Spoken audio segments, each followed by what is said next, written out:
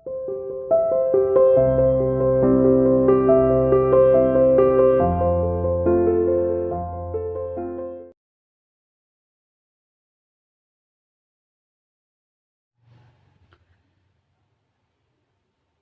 students, today our topic is tides caused by moon।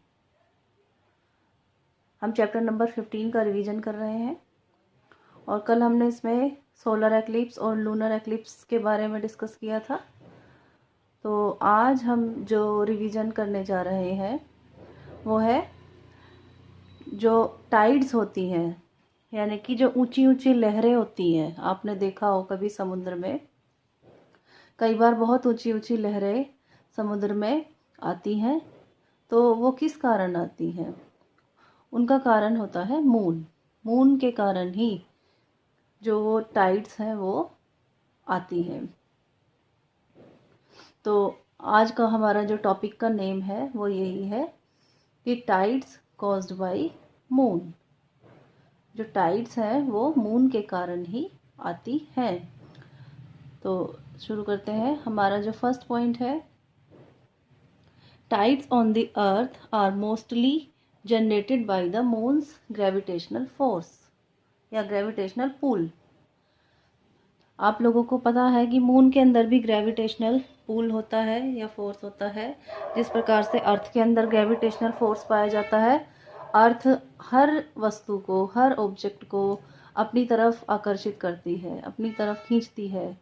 तो उसी प्रकार से मून के अंदर भी ग्रेविटेशनल फोर्स होता है, लेकिन मून का ग्रेविटेशनल फोर्स बहुत ही कम होता है। ये भी हमने पढ़ा था, ठीक है। तो जो मून्स का ग्रेविटेशनल पुल है, पुल यानी कि खिंचाव, खींचना, किसी चीज़ को अपनी तरफ आकर्षित करना। तो ये जो ग्रेविटेशनल पुल है, ये अर्थ के ऊपर जो वाटर है, जो बड़े बड़े वाटर बॉडीज़ हैं, जैसे ओशन है या फिर सी लेक, इन ये जो बड़े बड़े वाटर बॉडीज़ होती हैं, इनके वाटर को मून अपनी तरफ खींचता है। उसका ग्रेविटेशनल पुल जो है वो उनको अपनी तरफ आकर्षित करता है, खींचता है। The rotation of the earth contributes to the formation of tide. हम ये भी जानते हैं कि अर्थ जो है रोटेट करती है, अपने एक्सिस पर घूमती है। तो अर्थ की जो रोटेशन होती है वो भी इसमें मतलब टाइड बनाने में कंट्रीब्यूशन उनका भी होता है। As moon is closer to the earth, जब मून जो है वो अर्थ के बहुत ही पास होता है,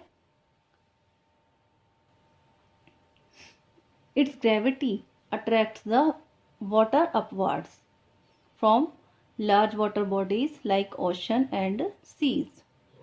क्योंकि मून जो है अर्थ के बहुत ही पास है, तो इसकी जो अट्रैक्शन है, ग्रेविटेशनल जो इसका फोर्स है, वो बड़े बड़े जो वाटर बॉडीज़ हैं लाइक ओशियन एंड सीज, उसके वाटर को अपनी तरफ, ठीक है, ऊपर की तरफ आकर्षित करता है, खींचता है, अपनी तरफ खींचता है, ठीक है। तो this attraction gives rise to high tides. उसी के कारण जो है हाई टाइड्स जो है बनती हैं। यानी कि जब मून जो है फुल मून होता है, जब कंप्लीट फुल मून होता है, तो उस टाइम पर वो उसका जो ग्रेविटेशनल फोर्स पुल होता है वो अधिक होता है।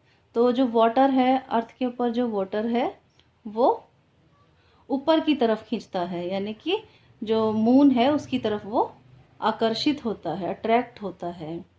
तो हमें ऐसा लगता है कि जो ये टाइड्स हैं, लहरें हैं, ये बहुत ऊंची ऊंची उठ जाती हैं, और असल में होता क्या है कि वो मून का जो अट्रैक्शन फोर्स होता है वो उस पानी को, उस वाटर को अपनी तरफ खींचता है, और इसीलिए जो है हाई टाइड्स बनती है। बड़ी बड़ी जो ऊंची ऊंची लहरें हैं वो बनती हैं।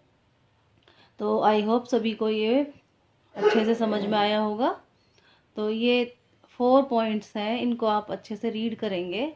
आपकी बुक में भी दिए हुए हैं और आप इसमें से भी पढ़ सकते हो, और इनको अच्छे से रीड करके अपनी नोटबुक में इनको नोट कर लेना, क्योंकि ये इम्पॉर्टेंट पॉइंट्स हैं, तो ये आप लोगों को पता होने चाहिए।